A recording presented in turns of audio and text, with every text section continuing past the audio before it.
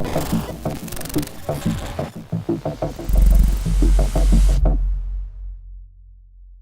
welcome back to Silence TV. I am Matt Stevenson with Andrew Hay, the CTO at Leo Security.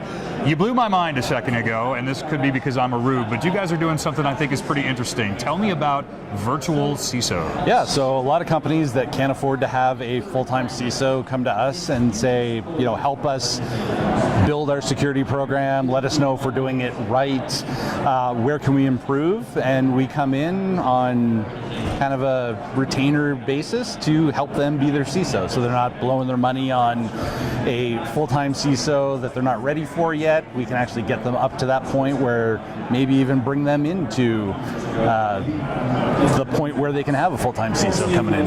Now, does Leo have individuals that act as that role for your customers, or do you have a team that Voltron style activates into the CISO? Well, it depends. So we actually do have CISOs, and we've got the former CISO for U.S. Army Medicine. He was there for 10 years. Wow. A couple of CISOs from oil and gas, from universities, teaching hospitals. So we've got guys that have been doing this for 20, 30 years, and they were just tired of working in all of the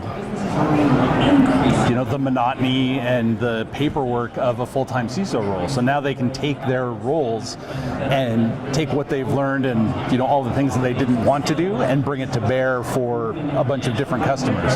So we have guys spending 4, 8, 16 hours a week at a particular customer, but then they'll spend some of that other time at other customers. So all of the customers kind of grow together based on the experiences. So the more organizations that we go into, the better off all of our customers are, because we can learn some of the trials and tribulations that the others are experiencing. Now, I know this is probably not what you meant, but really a CISO only works 8 hours a week? Well, for one customer. So you got to think, a small company like a credit union, for example, there's credit unions that have like 35, 45 people. They can't justify having a full-time security person in there. They may have someone that has dual role of IT and security, but they need someone that has experience creating the policy, building the program, and making sure that it's measurable. So it's really hard. No one really comes out of school saying, you know what, I think I'm going to go work at a credit union. And, screw Facebook, Google, I don't want to go there. Sure, they've got a lot of money, but I'm going to work at this local credit union in the Midwest. No offense to credit unions, especially in the Midwest. It's just people, not a lot of people have that aspiration when they leave school. And it's the same thing for oil and gas. They have a really hard time drawing new talent in because nobody wants to work with 30, 40, 50-year-old technology, because that's not what they went to school for. So we have people that have the expertise in those areas that can come and just part-time, fractional basis help them with their problems, and then just get them more comfortable with having a security resource that can make some of these decisions that they ordinarily could not make on their own. Now, this strikes me as, I don't know if odd's the right word, but oil and gas and financial industries seem to be two things where security culture is going to be really intense. I mean, these people don't even necessarily want to use MSSPs to secure their data, but now you're talking about actually a corporate officer serving on a part-time basis, a limited basis? Yeah, so it's definitely an easier sell in the credit union space. So they're very used to outsourcing things, so they're working with MSSPs and just managed providers in general to help bolster some of their IT side of things. From an oil and gas standpoint, they need the expertise, and they can't hire and retain those people, so they are forced to bring in outside experts. And they're growing accustomed, just like they're growing accustomed to using cloud. It's very baby steps, but they're growing accustomed to bring some of that security expertise outside in.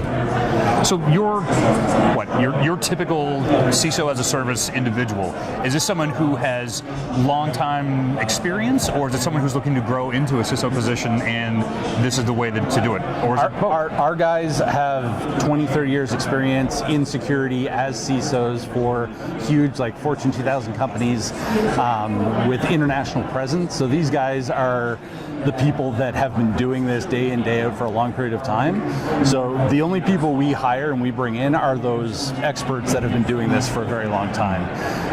There is probably going to be a chance down the road where we need to grow some people into a full-time CISO role, but even those, those people are going to have a lot of security exposure. Exactly. And have been in the trenches or have been in middle management and want to grow into that. But right now we're targeting the very top echelon of the security professional that can build a program so that the customers don't have to take a chance on us. They know that the people we're bringing in have built these programs in the past. Is there a particular vertical that would be the sweet spot for you guys? And do people from that vertical tend to stay in that vertical, or do they want to branch out and work in different things? That's a good point. So based on the expertise of our CISOs right now and just our staff in general, it's a lot of oil and gas, a lot of financial services, healthcare, and tech, technology organizations. We've had a lot of companies come to us in manufacturing, where we build a widget, we need to now secure all the back-end infrastructure so that no one can steal our widget ideas. Yep.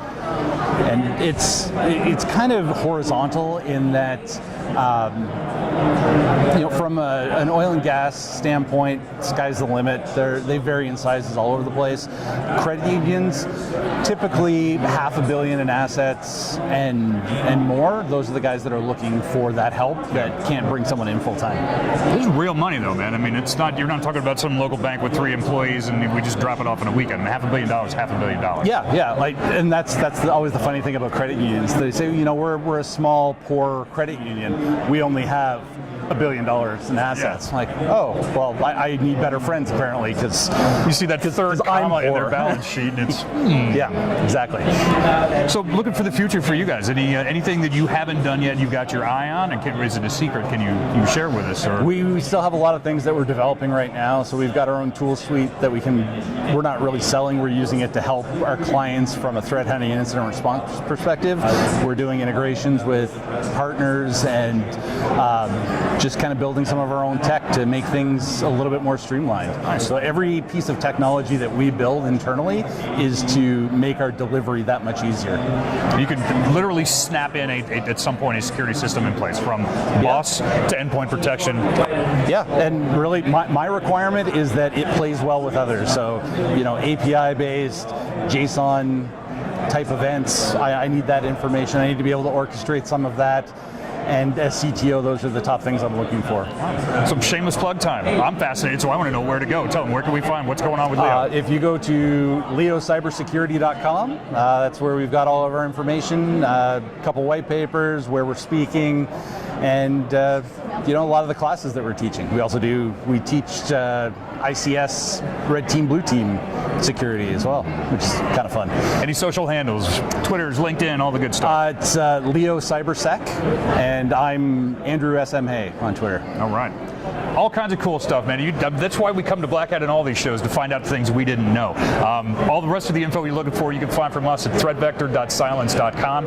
On Twitter, it is @SilenceInc and @SilenceInsider. My name is Matt Stevenson. You can find me at PacMatt73. I am not Andrew, but I will answer to it if you need me. We go to the same barber. Yeah.